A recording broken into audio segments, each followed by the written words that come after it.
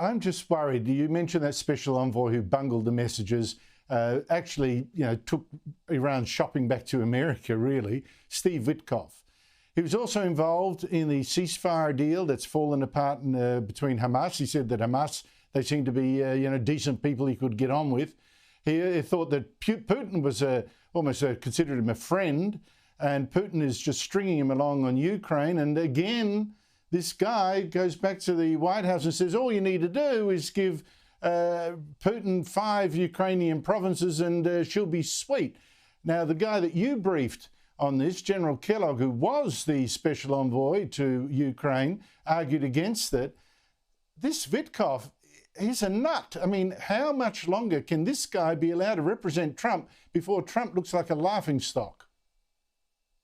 Yeah, well, it's been well reported in the United States, and Mr. Witkoff, most people who do know him and have a relationship with him thinks he's a pretty good guy. That's the first thing people tell you. But he doesn't have the experience to deal with these nation states on such complicated issues. I'm not disputing the fact that he likely was a very good negotiator dealing with business deals, but business deals are all about compromising to arrive at a position that is mutually beneficial to both. That is not what's involved here.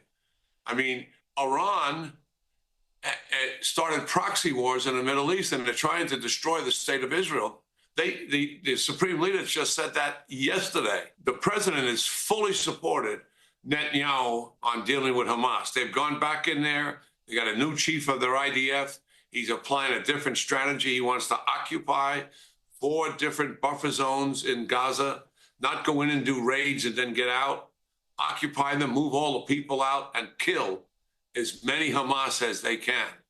They've got a different plan that they're executing, and they believe because it is so aggressive that Hamas will give up the hostages. When it comes to Russia, I certainly wish that General Kellogg was in charge of that team doing the negotiations.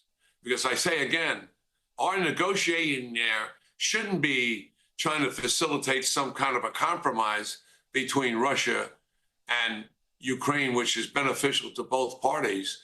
Ukraine is an ally, a partner. We want something that's very favorable to them at the expense of Russia. That should be the objective. And Russia is isolated internationally.